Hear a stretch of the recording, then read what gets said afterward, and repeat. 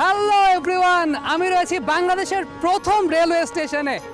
আপনারা চিন্তা করতে পারছেন, বাংলাদেশের প্রথম রেলওয়ে স্টেশন, সেখানে আমি একই সঙ্গে উদ্বেলিত, আনন্দিত এবং অতি মাত্রায় শিহরিত। আর এই রেলওয়ে স্টেশনটির নাম হচ্ছে জগতী রেলওয়ে স্টেশন। আপনারা নিশ্চয়ই চিন্তায় পড়েই গেছেন এই জগতী রেলওয়ে স্টেশন কোথায়। আপনাদের প্রত্যেককে আমন্ত্রণ জানাচ্ছি বাংলাদেশের সাংস্কৃতিক রাজধানী কুষ্টিয়া থেকে।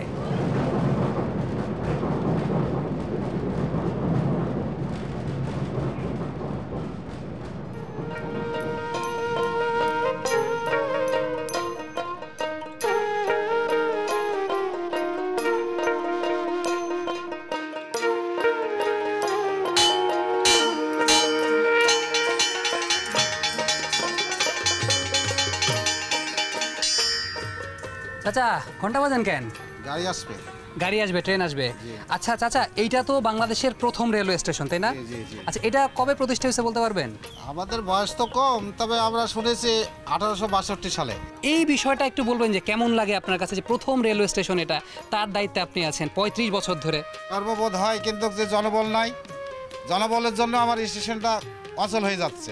এখন আপনাকে যদি বলা হয় যে আপনার যে কোনো 3টা ইচ্ছা পূরণ করা হবে, এখন আপনি কোন 3টে ইচ্ছা পূরণ করতে চাবেন? একটা ইচ্ছা হলে পরে আবার 3টে ইচ্ছা পূরণ হবে, কারণ স্টেশনটা যদি আবার জাঁকজমক হয়, এর থেকেই দেখা যাচ্ছে আমাদের আয় উন্নতি হলে দেশের জন্য ভালো হবে, এলাকার জন্য সৌন্দর্য হবে, আমার জন্য সুবিধা হবে। আপনাকে অসংখ্য ধন্যবাদ চাচা, দোয়া রাখবেন আমার জন্য।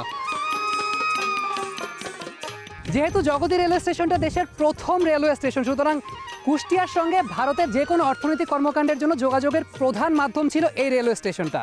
যেহেতু কমিউনিকেশন ব্যবস্থাটা খুব ভালো, তাই ভারতের একজন প্রখ্যাত সুতা ব্যবসায়ী মোহিনী মোহন, তিনি যেটা চিন্তা করলেন যে এখানে একটি মিল করলে কেমন হয়, এবং সেই চিন্তা থেকে তিনি এখানে একটি মিল করেছেন যার নাম হচ্ছে মোহিনী মিল। আমি এখান থেকে সোজা চলে যাচ্ছি সেই মোহিনী মিলে। যে করে কালার চরণের আশা, জানো না রে মন তার কি দুর্দশা।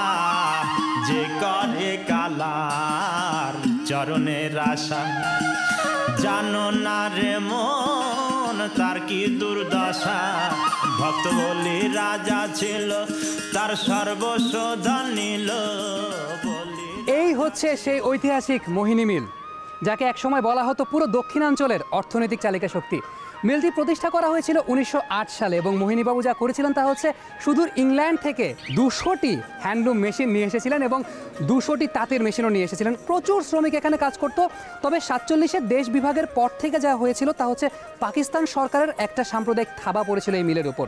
পরবর্তীতে 1971 সালের মুক্তিযুদ্ধের আগ দিয়ে মোহিনীবাবু এই মিল ছেড়ে চলে যান। পাকিস্তান সরকার এই মিলটি দেখাশোনার দায়িত্বে ছিল, এবং 1982 সালের 5ই ফেব্রুয়ারি এই মিলটি পুরোপুরিভাবে বন্ধ হয়ে যায়। এটি হচ্ছে মিলটির 1 নম্বর গেট। পেছনে আরেকটি গেট রয়েছে, আমি এখন সরাসরি সেই পেছনে গেটটির দিকে যাচ্ছি।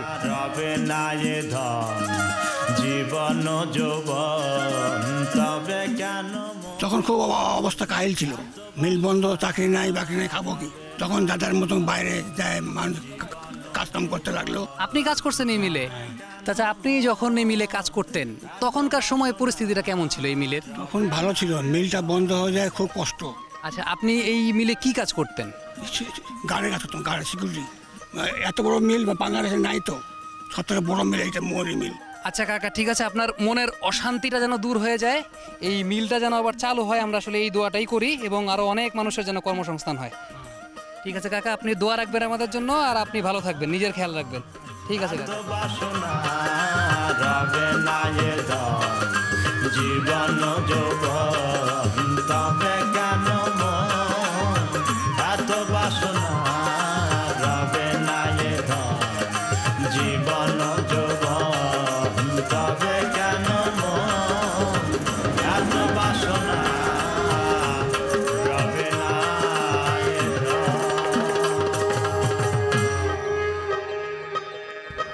আমি ঠিক এই মুহূর্তে যে সেতুটির উপর দিয়ে হাঁটছি সেটি দৈর্ঘ্যে 1.8 কিলোমিটার, এবং প্রস্থের কথা যদি আমরা চিন্তা করি তবে তা 18 মিটার। এটি প্রতিষ্ঠা করা হয়েছিল 2004 সালে। নিচে রয়েছে পদ্মা নদী, এতক্ষণে নিশ্চয়ই বুঝেই গেছেন এটি হচ্ছে লালন শাহ সেতু। এবং এই সেতুটি করার পর যা হয়েছে তা হলো কুষ্টিয়া, মেহেরপুর এবং ঝিনাইদহের মধ্যে যোগাযোগ ব্যবস্থা অনেক অনেক বেশি স্মুথ হয়ে গেছে।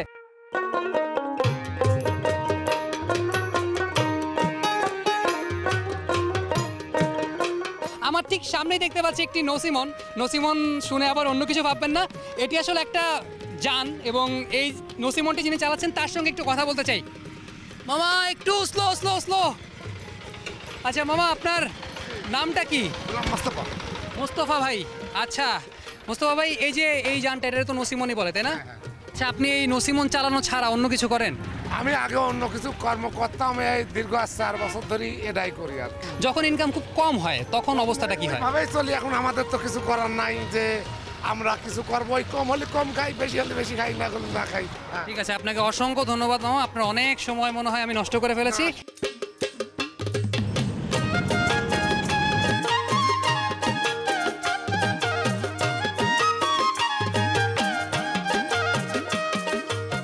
লালন শাহ সেতুতে থাকার সময় আপনাদেরকে বলছিলাম আরেকটি ঐতিহাসিক ব্রিজ সম্পর্কে। এখন আমি এই মুহূর্তে ঠিক সেই ব্রিজটির উপর দিয়ে হাঁটছি। এই ব্রিজটির দৈর্ঘ্য 1 কিলোমিটার এবং মূলত ব্রিজটি তৈরি করা হয়েছিল কুষ্টিয়া থেকে অবিভক্ত ভারতের বিভিন্ন অঞ্চলে যাতায়াতের জন্য। এবং এই ব্রিজটির টোটাল 18টি স্প্যান রয়েছে। 1971 সালের মুক্তিযুদ্ধের সময় এই ব্রিজের 12 নম্বর যে স্প্যানটি রয়েছে সেটি ক্ষতিগ্রস্ত হয়েছিল, পরবর্তীতে তা আবার সংস্কার করা হয় এবং ব্রিজটি প্রতিষ্ঠা করা হয়েছিল তৎকালীন গভর্নর জেনারেল ভাইসরয় যিনি ছিলেন ভারতের লর্ড হার্ডিঞ্জের নামে। বুঝেই গেছেন আমি এই মুহূর্তে রয়েছি এই হার্ডিঞ্জ ব্রিজের উপরে। আমার ঠিক পেছনে রয়েছে হার্ডিঞ্জ ব্রিজ। যেহেতু এলাকাটি খুবই রেস্ট্রিক্টেড, কোনো জনসাধারণ নেই, সুতরাং কারো কাছ থেকে আসলে এখানকার সুবিধা অসুবিধা সম্পর্কে জানাও সম্ভব না। তাতে কি, আপনারা আছেন, আমিও আছি, আমরা প্রত্যেকে মিলে হার্ডিঞ্জ ব্রিজ দেখব। চলুন। করিয়ে পাগল পারা, করিয়ে পাগল পারা, তারাই নিল সব লুটে, তারাই নিল সব লুটে। শহরে শহরে শহরের 16 জনা বোম্বেতে, শহরের 16 জনা বোম্বেতে। করিয়ে পাগল পারা, করিয়ে পাগল পারা, তারাই নিল সব লুটে, তারাই নিল সব লুটে। শহরে শহরে শহরের 16 জনা বোম্বেতে, শহরের 16 জনা বোম্বেতে।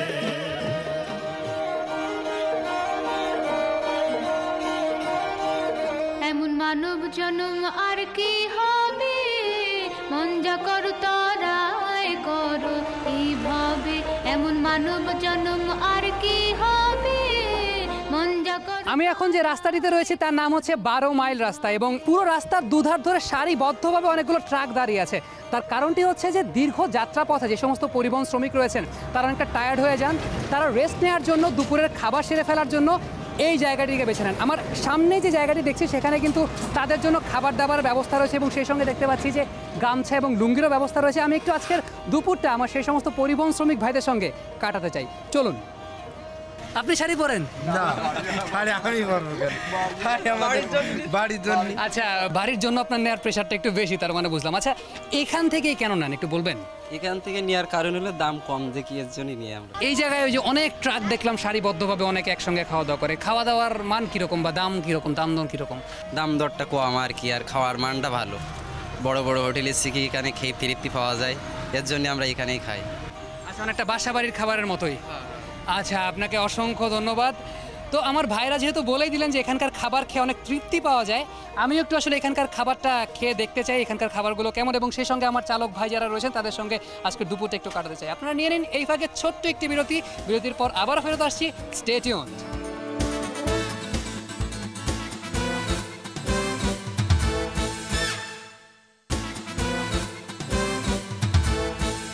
বিরতির পর আপনাদের প্রত্যেককে আবারও আমন্ত্রণ, এবং এই সময়টার মধ্যে আপনাদের জন্য একটি বড় সারপ্রাইজ আমি রেডি করে রেখেছি।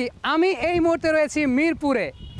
মিরপুর, এটি ঢাকার মিরপুর না, এটি হচ্ছে কুষ্টিয়ার মিরপুর, এবং এখানে যা রয়েছে তা হচ্ছে বেদ সম্প্রদায়ের আবাসস্থল। মূলত তাদের কোনো পার্মানেন্ট আবাসস্থল নেই, তবে এই রেল লাইনগুলো ঘেঁষে তাদের অস্থায়ী কিছু বাসস্থান রয়েছে এবং তাদের প্রধান পেশা যা তা হচ্ছে তারা বাঁশের তৈরি বিভিন্ন হস্তশিল্প তৈরি করে। চলুন, সামনেই তাদের বাসস্থানগুলো রয়েছে, আমরা একটু তাদের সঙ্গে কথা বলে আসি। প্রেম জানো না প্রেমের হাটের বুলবুলা, প্রেম জানো না প্রেমের হাটের বুলবুলা।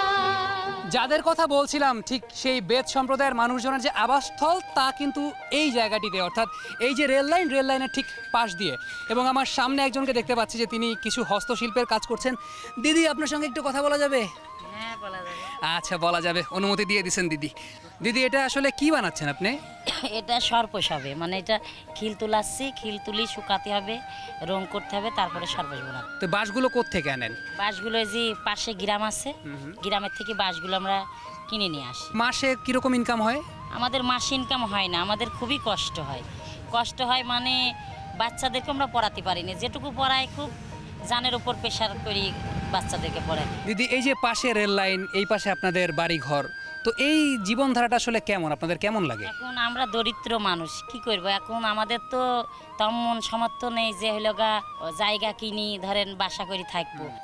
সৃষ্টিকর্তার কাছে আসলে আমিও প্রার্থনা করব, একদম মনে প্রাণে প্রার্থনা করব যে আপনার সকল প্রত্যাশা আসলে পূরণ হোক। এত কষ্টের মধ্যে আপনি আপনার সন্তানদেরকে যে পড়ালেখাটা করাচ্ছেন, এটা আসলে আমি খুব মনে প্রাণে খুশি হয়েছি। আপনাকে অসংখ্য ধন্যবাদ। কাজে মনে অনেক ডিস্টার্ব করে ফেললাম না, অনেক সময় নষ্ট করে ফেললাম। ঠিক আছে, দোয়া রাখবেন। কি ব্যাপার, একেবারে ব্যাগ ট্যাগ গুছিয়ে কোথায় যাচ্ছেন? আসলে আমরা তো মানে স্টেজ প্রোগ্রাম করি তো সেইখানে যাচ্ছি মানে। আচ্ছা, স্টেজ প্রোগ্রামে যাচ্ছেন, তো এই রেল লাইনের ধারে এখানে কেন? রেল লাইনের ধারেই তো থাকি। আচ্ছা, আপনারা মূলত কি প্রোগ্রাম করেন? আসলে আমরা মানে হচ্ছে মডেলিং করি, কনসার্ট প্রোগ্রাম করি, এগুলাই। ধরেন যে কোনো সিজনে কোনো প্রোগ্রাম নাই, মানে এটাই কি আসলে মূলত আপনাদের আয়ের উৎস? হ্যাঁ, আমাদের মানে হচ্ছে ফ্যামিলিগত আমরা এই ধরনের মানে করি। আচ্ছা, আপনাদের পারফরমেন্স তো হয়তো আমার দেখার সুযোগ হবে না, তো আপনারা কেউ কি গান গাইতে পারেন? আসলে লালনের শহর কুষ্টিয়া, এখানে গান যদি না শুনি, পারেন? আচ্ছা, আমি একটু গান শুনতে চাই তাহলে। মিলন হবে কতদিনে আমার মনের মানুষেরও সনে, আমার মনের মানুষেরও সনে, চাতক প্রায় হরনিশি যে আছে কালো শশী, আমার হব বলে চরণ দাসী, হব বলে চরণ দাসী। আমি এখন রয়েছি কুষ্টিয়ার খাজানগরের একটি চাতাল মিলের ভেতর। এই পুরো খাজানগরে 450টি চাতাল মিল রয়েছে। Can you believe? 450। সামনে যা দেখতে পাচ্ছি যে অনেক শ্রমিক আছেন যারা কাজ করছেন, মনে হচ্ছে সকালবেলা থেকেই কাজ করছেন। আমি একটু তাদের সঙ্গে কথা বলে দেখতে চাই তাদের জীবনধারাটা কেমন। চাচি কেমন আছেন? ভালো আছি। কি করতেছেন চাচি এখানে? ধান ঝাড়ি দিচ্ছি। ধান ভাঙার কাজটা, ধান ঝাড়ু দেওয়ার কাজটা, এটা কত বছর ধরে করেন? আমি এই খোলায় 7 বছর ধরে করি। আসলেন কেমনে এখানে? মানে আমার একটা মাই অলিপাড়া, আমার আব্বাই নিয়ে আমার এই দেশে থুয়ে গেছে, তো এই দেশে থুয়ে গেলে আমি এই দেশে কাজ করে খাই। তা চাচা কই? আমি মাথা খারাপ হয়ে গেলি, একটা বিয়ে করছে ছোটকালে। আচ্ছা, তার মানে আপনার একটু মানসিক সমস্যা হয়েছিল, তারপরে আপনার ছেড়ে চলে গেছে? হ্যাঁ, ছেড়ে চলে গেছে, যাই আর একটা বিয়ে করে সেই বউ নিয়ে খায়, আর আমি এই দেশে কাজ করে খাই। ঠিক আছে চাচি, তাহলে আপনি কাজ করেন। আপনার অনেক সময় মনে আমি নষ্ট করে ফেললাম, তাই না? হ্যাঁ, কাম তো আমার। আচ্ছা আচ্ছা, আপনি করেন ধান ভাঙেন। চাচি, ঠেলা গাড়ি চালান কেন? ধান ঠেলা গাড়ি চালাবো কেন? আচ্ছা, ধান মানে এটা দিয়ে আসলে কি করে? ধান ভাঙে, ধান শুকায়। আচ্ছা, এটা দিয়ে ধান ভাঙে, ধান শুকায়। আচ্ছা, এই যে এই ধান ভাঙা, ধান শুকানোর কাজ আপনি সকালবেলা কটা থেকে শুরু করছেন? সকাল ভোরে ধরো না 3টাতে। আচ্ছা ঠিক আছে চাচি, আপনি কাজ করতে থাকেন, আমি একটু দেখতে থাকি আপনি কিভাবে কাজ করতেছেন।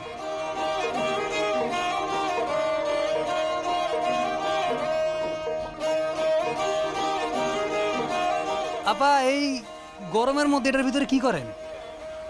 এটার ভিতরে ধান সিদ্ধ করে, যে আগুন পরিশ্রম করতে হয়।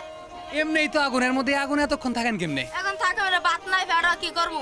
এই জায়গার মধ্যে কতক্ষণ থাকতে হয় আপনার একটা দিনের মধ্যে? দিনের মধ্যে তো থাকতে হয় আইছে আজানের সময়, ফজর নামাজের সময়। এই যে আপনারা যে কাজ করতেছেন, তো সরকার থেকে একটা নিয়ম আছে যে দৈনিক 495 টাকা করে দেয়া হবে আপনাদেরকে, তো ওই টাকা কি পাচ্ছেন? 10টা ভাই না, 495 টাকা। এই সারা দিনে রাত 8টার বাইরে যেমন ওই দানমান বইরে তুলি, 100 টাকা দিন। হ্যাঁ, 100 টাকা দিনে। 100 টাকা তাহলে কেমনে চলবে এখন? কেমনে চলবে? রেডি করে খাইতে হবে, রেনমেন্ট করে। আমার সাথে সুদূর বাটে যারা বড় লোক তাদের নিয়ে খাই, এই যে কাজ করে যদি 1 বছরে 1000 টাকা করবো, এ বছর 1000 টাকা 3 বছরে সুদ করতে হয়। ঠিক আছে আপা, আপনি ভালো থাকেন। কাছে আর শ্রীনগর